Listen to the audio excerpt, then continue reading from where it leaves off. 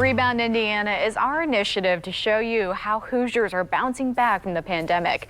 And Raphael, COVID cancels a lot of things, but love is not one of them.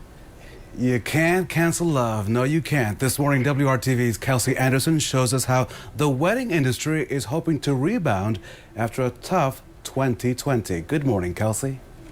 You've got the decorations, you've got the white dress, and you have all the wedding favors.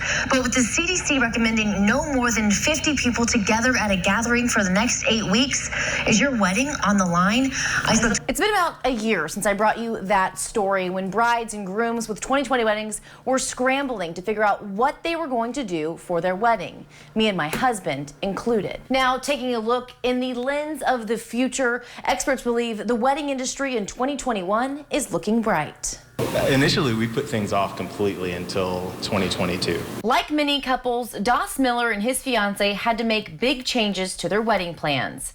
Now planning a condensed wedding, the wedding photographer says it's a little sad to see all their big plans change. We're getting married, so it's like not disappointing, but you know, I've been a wedding photographer for 20-something years, so all of the grand ideas and you know, kind of expectations of what a wedding day is supposed to be like, kind of abandoned most of that. On top of his wedding plans changing, Miller's business saw some major changes. I had one of my busiest, best seasons ahead of me. But with the pandemic and plans changing, Miller says most of his couples moved their weddings into this year or the next. I really only shot one solid wedding this past season, which is super strange for me. 2020 was devastating for the majority of wedding vendors. I have clients that lost 90% of their business, you know, in cancellations in over an 8-week period of time, and they're just starting to feel the rebound from that.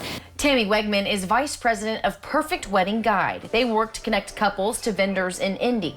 She says things are starting to look up for the wedding industry, but couples still need to be ready to make changes. Don't overthink what's happening. Ask questions, let the experts be the experts and guide you through it. And Miller's advice is this. Pandemics, weather, whatever, we can't control what happens around us, so the bottom line is you're getting married and that's a joyful, you know, occasion, so wrap it with joy no matter what.